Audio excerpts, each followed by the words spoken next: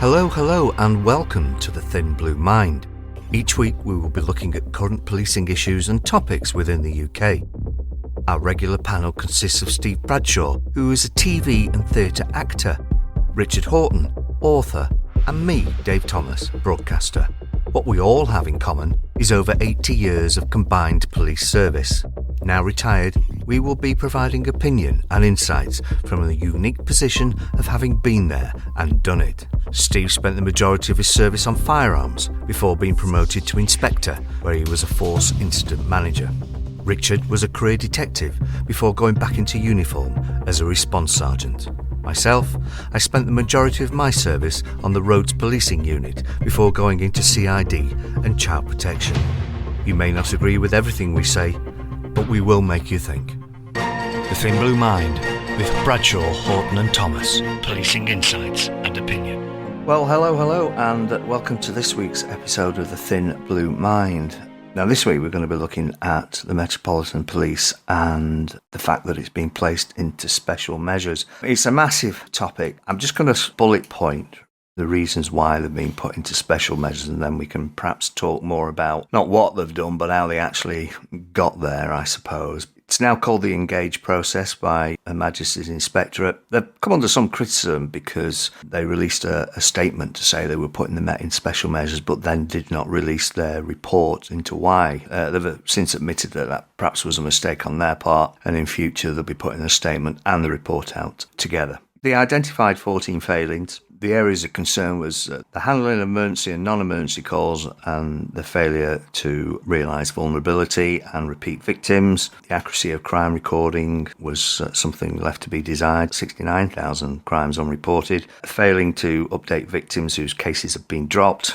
Not considering or seeking victims' views. Poor supervision of some investigations. A persistent backlog of online child abuse referrals. Insufficient understanding of force training requirements, management of assets, resources and understanding of demand. Failure to record proper grounds on stop and search, which was a big topic we covered a few weeks ago. Up to 25% didn't have the proper grounds. And then there was the Daniel Morgan report into corruption and the serious failings within the Met. It also highlighted a young and inexperienced workforce. And then, of course, there's the scandals that it's recently suffered, the strip searching of a 15-year-old girl at school, Sarah Everard murder by Wayne Couzens, and inadequate investigation, I suppose, of a serial murder involving, I think, 4 gay men, and they didn't link the suspect to the individual incident. So that's why they're in special measures. I don't know, Rich, if you've been looking at it. What are special measures? Special measures is when Her Majesty's Inspector Constabulary are not happy with you and decide in this stage to go into the Engage part of their process. That would be you're going to have more inspections, possibly rolling inspections. You're going to have some very intrusive questions being asked. And it happens if you were either not responding to a cause for concern that's been raised in an inspection, or you're seen as not succeeding in managing, mitigating or eradicating the causes for concern. And it can be a mixture of the two. So let's say, for example, Majesty's Inspectorate has sent a whole list of things of causes for concern where they find them Met to be inadequate in their terms of what they do. Some of them, they don't get a response back. Some of them are sorted. Some of them are not sorted. But you're going to find yourself in special measures under the Engage process as a result of failing to address the concerns. There's a further one, which I think I was reading through what they had to say about the Met and their causes for concern. The Met's going to be introducing new IT systems, and there is a cause for concern that there are risks around those new IT systems coming in that haven't been properly thought through. We know the Met are going to change into something similar to what we've had in Lancashire and elsewhere, a product that brought nothing but grief and glue into our processes in every part of the operation, except potentially control room. And even then, I'm not sure it was all that wonderful, but certainly for the front line, for custody, for CID, for anything that's involved in trying to get your files over to the CPS, it's been very problematic for us. And perhaps the Met are not as prepared as they might be, the amount of grief that's coming their way.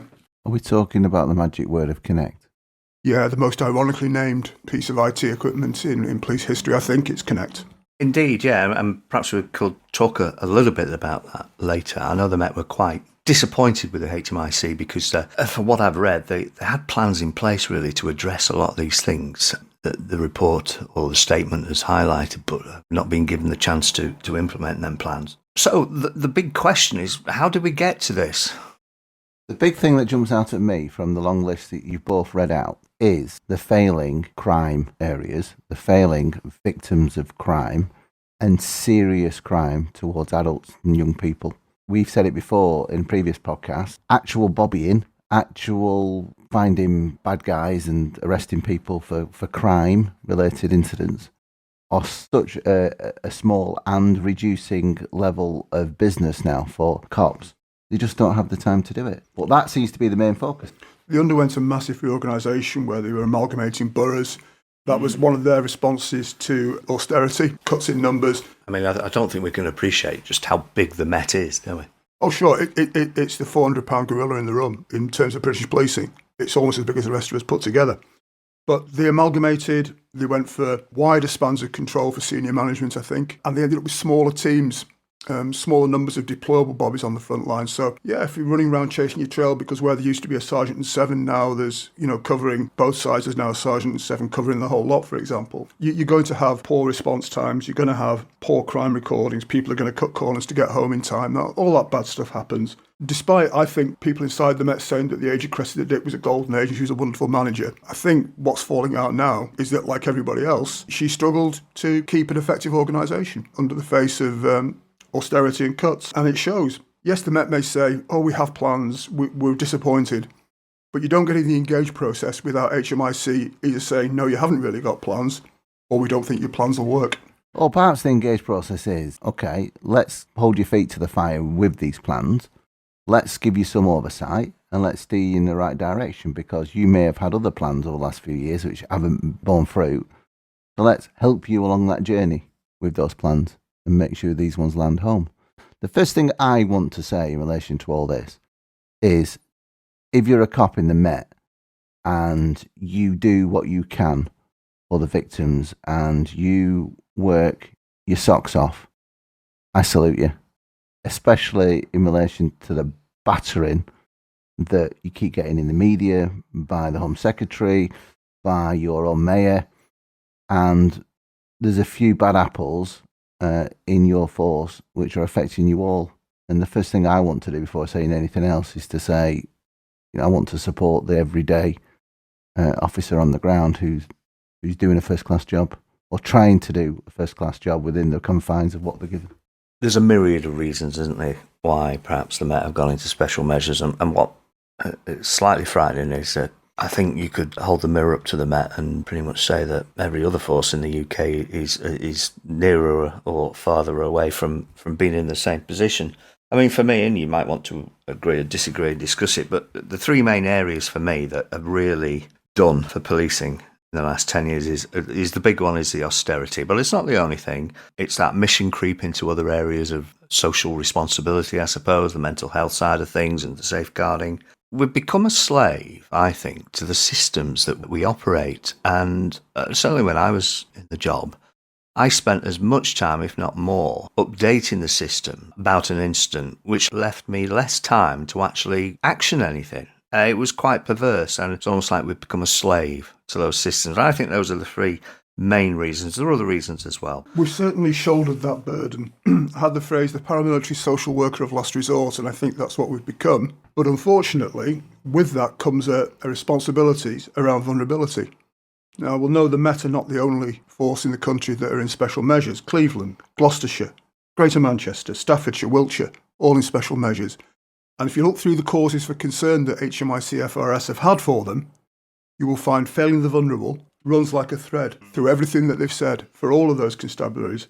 And the other thing that runs golden thread-like is failures around crime investigation and recording. If you are failing vulnerable people, although we now have this massive responsibility for vulnerable people, not by virtue of criminality, but by virtue of just they are vulnerable within society because of whatever disadvantage they may have. But we have a responsibility for them, which we don't seem to be able to move back to where it may be more appropriate. So we have that. We also have, if you're not investigating crime properly, I think HMIC will come after you until you are doing. The problem is, we used to, as a police force, take a report of a crime, decide whether it was a crime or not, do a little bit of investigation, then record it or not. But what we actually did was move to a model of recording it first and then investigating it. And that's what caused a lot of issues.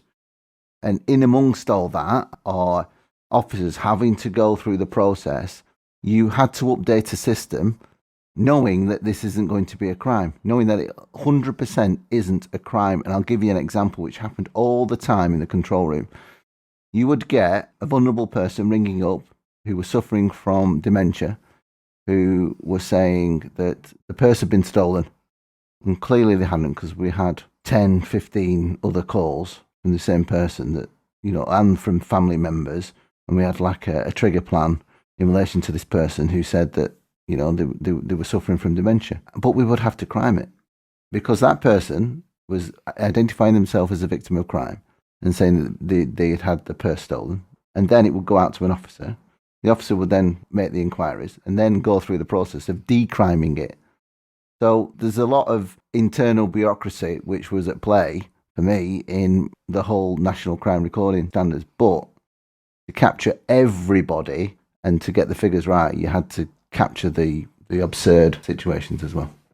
And there's a lot of repetition in these systems. Certainly I can think of an example where I had some updates to give to, let's just say it's an organisation we work very closely with in prosecuting offenders. I won't be any more obvious than that.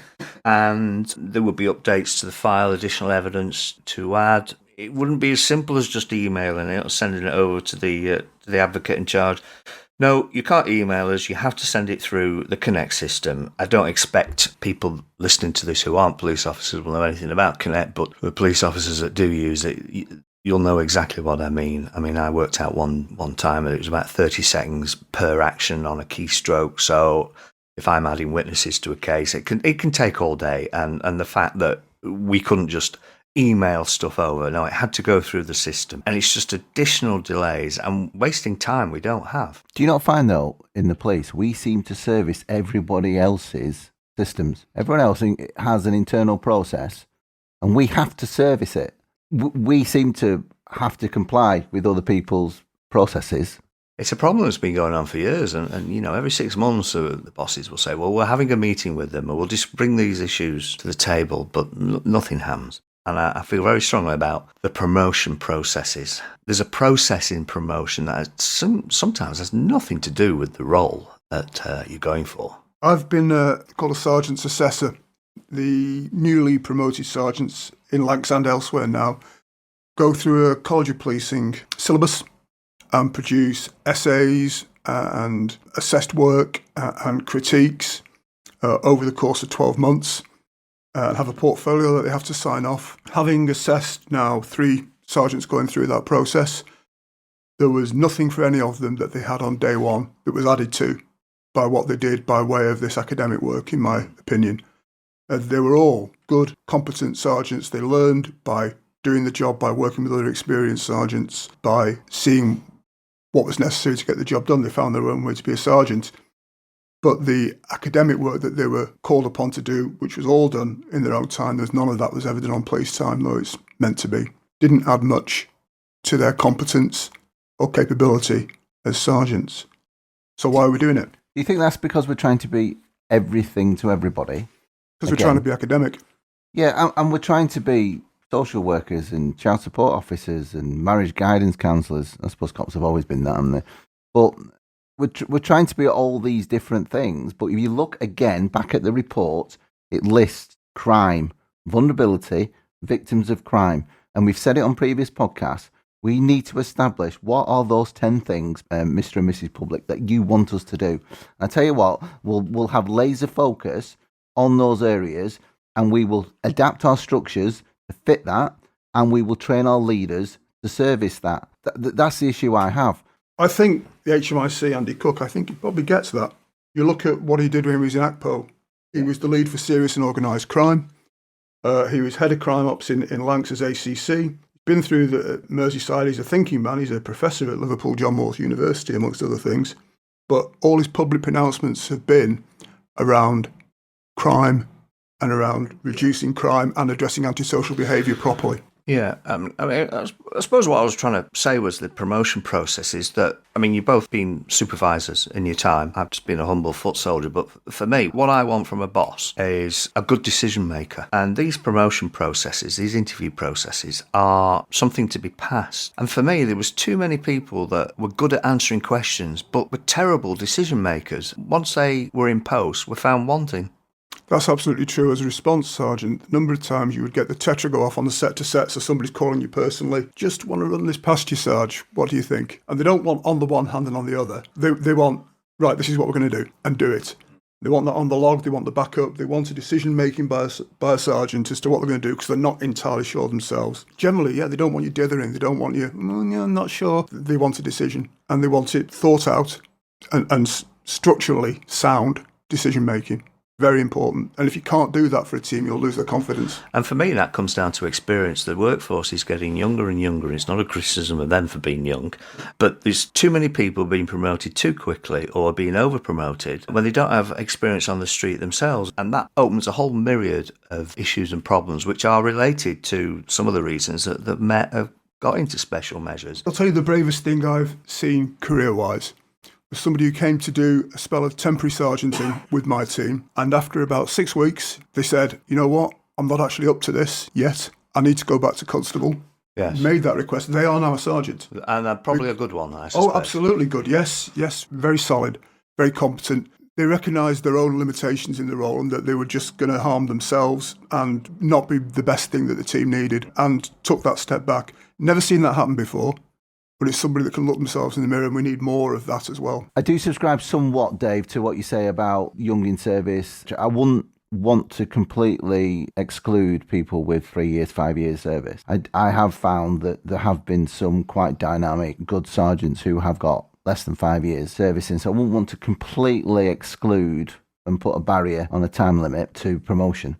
But you're right, it's the good cops who become good sergeants. The mess certainly seems to have suffered from not having that depth of first-line supervision available to them. When you see the corners that are being cut that have been exposed by the inspection report, that to me speaks of people being allowed to cut corners or supervision not looking for the corners being cut. And it all comes out in the end. It's the most important rank in the police service, is sergeant. That's where your culture comes from. It doesn't come from emails from the chief inspector or the inspector. It comes from how that sergeant runs that team. And all the examples you can see in that report, the strip search of the child, all the head in your hands moments that have come out from Met officers can boil down to cultural team issues. I think you made this point earlier, Dave, but I'm not sure that any of us are very far from that edge of being in special measures for one way or another. I don't think we are. I entirely agree with you, Stephen. I know of some young officers that have got very old heads on their shoulders and absolute admiration for them. The fact remains that there's a lot of them that aren't experienced, and their sergeants aren't experienced, and not only from a professional point of view. So, we talk about cutting corners. You can cut corners in a job, but you need to be experienced to know which corners to cut, and that experience isn't there. And it's also the pastoral care of their officers, and then this leads us into standards, doesn't it, and discipline, and obviously some of the WhatsApp groups and some of the really bad moral judgments that have been made. Again, where's the care for these newly promoted sergeants? Are they getting it? I guess it would depend on what their local management is like. I've had examples as sergeants as being well looked after, well supported, and just the same, some being hung out to dry or not supported at all. If you have a good inspector on your team, that is really, really useful as a sergeant, because you can't self-supervise. You can't supervise yourself properly. You actually need one above you as inspector to say, Richard, that call you made earlier, let's have a talk about that. Yeah. If you don't have that, then you're just bimbling along, learning by trial and error. And unfortunately, error is not a good way for other people to allow you to learn your mistakes when you're in the police. There was an officer, wasn't there, recently on Twitter who's an ex-firearms officer in the Met, a diplomatic group, stood on the gates of the Downing Street. He's no longer with the Met, I don't know why, but anyway, he applied to become a special constable and failed the online SIF. Can you believe that? An officer of all those years. And it goes back to the process, doesn't it? Is the process fit for the role that it's designed for? And I don't think it is. Is it turning out competent, effective first and second line supervisors? No, it's turning out people that can pass an interview. The other thing that seems to have come out of the report, and again, it could be applicable to any force, is that there doesn't seem to be any professional curiosity in some other officers. And I'll give you an example. My wife, she had to do some CCTV the other day for a murder inquiry, and the hard drive box was contained in a ceiling. Now, I know for a fact, because it's the situation has arisen previously, that people will come back, tasked with that action, say, oh, it's in the ceiling, I couldn't get to it, so it remains on action. What did she do? She went to the local hardware shop. Can I borrow a set of step ladders, please? Walk back along the street with the step ladders. Do you know what I mean? It's just that professional curiosity. It's doing that little bit more than just the bare minimum. It's bottoming the job, as we used to say. Clear the ground from under your feet. And I've worked, I say, on the major investigation team, and if you came back with that actions part completed, you just get sent back out again to do it. But that's where you've got all the resources on murder team. You can throw bobbies at it, you can throw whatever you want at it. It's going to get the finance mostly. Yeah, it can be about staff and the amount of people that you've got, but it's also a risk-averse culture. Have we developed a risk-averse culture? First thing that some people will say about that scenario you gave there, Dave, was, she's been on a ladder course. You know what I mean? Well, if she comes off that ladder. If she comes off that ladder, hang on, whose liability is it under? Is it the shops? Is it the cops? Oh, he never taught her to do that. I think she put an entry on the log. We become risk averse. Yeah, we do. We do, don't because we have internal processes and we try and stick to internal processes, and sometimes internal processes be damned. It's the same with normal everyday police business. Burglaries. Okay. Do you go and get enough to put a crime report on the system listing the property? Do you get a proper description of the property? Do you look for a forensic opportunity, comment on it, and get the scenes of crime people down to realise that? Do you do some house-to-house? Do you do a CCTV survey? Do you have the time to download that CCTV and present it if it's evidential? And often for those, we really should do it, we don't do them. We take the crime report sufficient to satisfy the recording process. We become a slave to the system again, haven't we? Yes, but then we have to go on to the next job, and we have to go on to the next job. And it's unusual, I think, for somebody to take a burglary investigation from cradle to grave. When I joined, that wasn't the case. You would do those inquiries. CCTV wasn't as common 30 years ago, obviously, but you would do the house-to-house. You'd look for scenes of crime officers to come in. You try and do a proper investigation around it, and now not so much, I feel. It's great to look at these things in isolation. And yes, you or I, when we first started filling in our little green CID ones, we had the time, didn't we? We had that downtime to be able to go into cash converters or whatever it was and see whether things have been handed in, etc. Those days are gone. You know what I mean? Dixon of Dock Green. Well, it's not even Dixon of Dock Green. It's whatever role we do. It's a generational thing, though, isn't it, from Dixon of Dock Green? Because we always look back 10, 15 years and go, that's the way it was. But if you look at the weight of deployment screens now, the next thing is, well, have you been to that? Have you been to that burglary? Right, okay, what's the result? I've got another job for you. But it goes back to, doesn't it, that those screens are absolutely swelling with vulnerability jobs and not so much crime. You know, I was told when I joined, and it doesn't matter what role you are, you're a firearms officer, a detective, or whatever, you are an investigator first and foremost. And I'm not suggesting that, you know, response officers should deal with a burglary from start to finish, but, you know, if you don't get them key bits of evidence in the first hour, or at least secure them, then you're screwed. We're not going to burglaries. We're not well, that's boots. true, yes. We're not putting boots in the living room. And again, I go back to public. What do you want us to do? If you want to do these 10 things, okay, judge us on these 10 things. Don't judge us for a gold service on these 35 things because we just can't do it. And I really do get the feel from Andy Cook that he wants to move us back to where policing should be. Yes. And yeah, hold forces to account, realign them, put them back on the straight and narrow and saying, no, focus on these things. And then we can go and visit people who get burgled or get attacked because that's what they expect the police to do. And that's what we should be doing. The other thing that struck me from the Met report was a criticism of how seldom reports of antisocial behaviour found their way to a crime report. As if they were turning up and there's nothing happened now. Well, yeah, you turned up 45 minutes after it was called in. They have dispersed. There's nothing, whatever the reason. Antisocial behaviour reports were not particularly generating crime. And yet, one of the things that blights people's lives is antisocial behaviour. And one of the things people expect the police to deal with. is antisocial behaviour. The thing is, with antisocial behaviour, more often than not, it'll be a grade 3 response, which is 24 hours, is it? no 72. 72.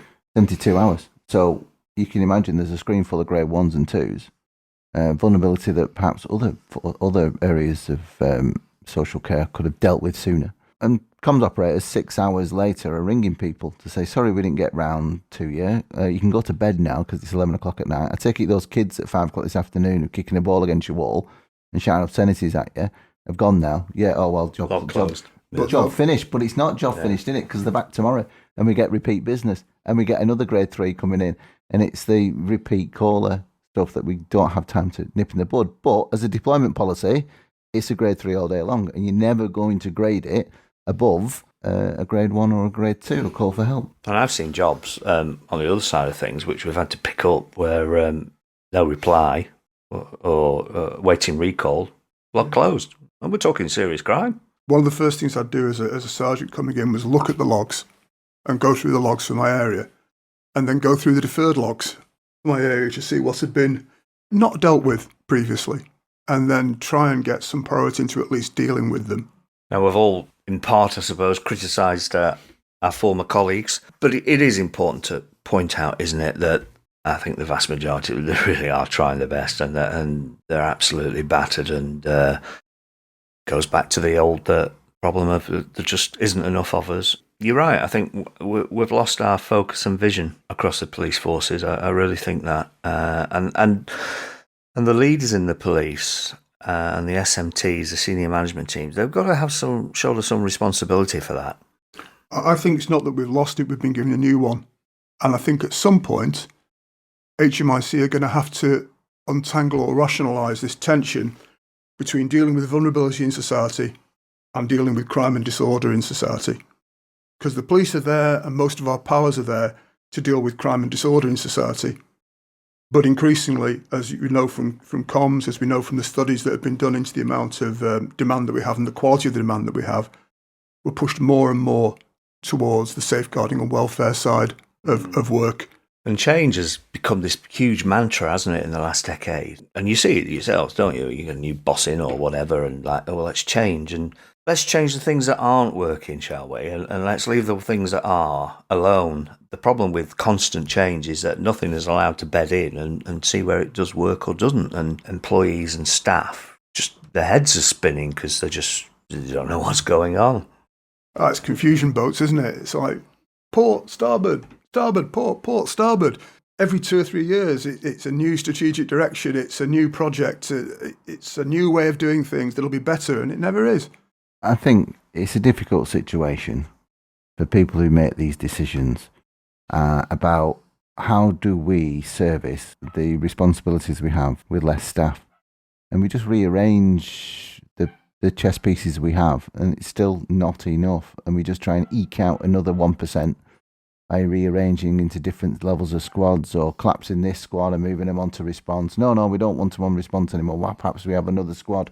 The same idea being regurgitated because we're trying to think of ways to do it with less. That would, obviously, you can probably tell how you've got 3 former police officers that are frustrated as hell at the situation, and I can tell you now that the vast majority of serving police officers will be feeling the same.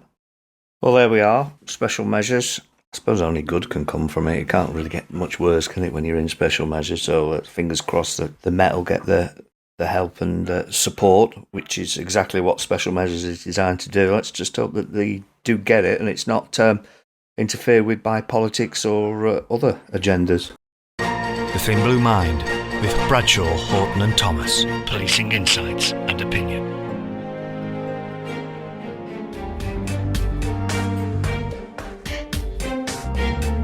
The Acting Inspector with Stephen Bradshaw. As an actor and police advisor to TV and film, one question I get asked a lot is, who do I think on TV is portrayed well from a police perspective? And as most of the TV police dramas are detective based, and the fact that it's not really been my career trajectory through CID, what I look for is a production which actually shows the human side of the person, the detective. Because there's too many detective programs, I think, are quite two-dimensional. The very stern, table-thumping, I want your gun and your badge on my desk kind of hard-hitting detective, which I just don't think sits right with current policing.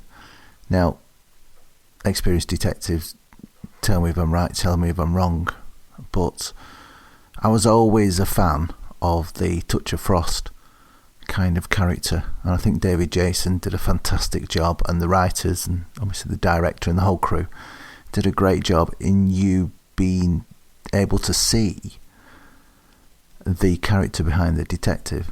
Yes, he was committed. Yes, he loved his job. He was good at it. He had a good team around him. But it's how did he treat that team? How did he interplay with those teams? What standards did he expect, etc.? But you also saw him. You also saw his life. You also saw the stresses and the vulnerabilities of him. And for me, it was that character which always stood out to me and made it extremely watchable. The same goes with Martin Clunes from Manhunt, where he played DCI Sutton. Again, you saw quite a unassuming guy, had a good team around him, who was very good at his job, had a good strategic brain, and was able to apply it. And on TV, those subtleties came through, and we didn't have to have the person bashing desks. The subtlety of that character came through, which made it very, very endearing. Now, I never knew DCI Sutton. Those who know him might be able to say it was a good portrayal of him, or it wasn't. But as a character, I know it's non-fiction character, but as a character, it really did make an impression. The one that I do think actually stands out is, and it might be because I'm a little biased, the fact that I served in Lancashire, and this is based in West Lancashire, but it was the whole team of detectives played in the Bay. Now that can be down to Dara Carville's writing, but I think there's a lot to be said for the way that Dan Ryan, who plays Tony Manning, Andrew Dowbiggin, who plays Clarkey, Erin Shanahan, who plays Karen Hobson, and Tom Law, who plays Eddie. I think it's down to their natural style in being able to portray those officers. Having recently heard Dan Ryan talk about the character, where he said that he'd never played a person of authority before, so he didn't really know how to approach it from an authoritarian standpoint. He just played it himself. He plays characters, an extension of him, if you will. And I think you see a lot of the subtleties again in his character. The storyline focuses a bit on his home life and the turmoils he has in his home life, and shows again the wider person, shows him not just as this senior police officer who's trying to investigate this murder, but it shows the issues he's having with his wife and his children and those dynamics, and he fleshes out the character, and I think that's what makes the character more appealing and makes them watchable. But I'll extend that to the whole cast, the whole police officer cast.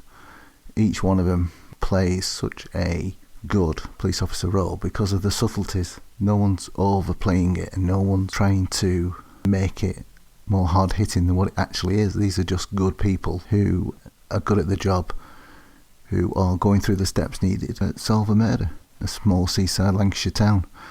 So yeah, that's my viewpoint on it. Less is more.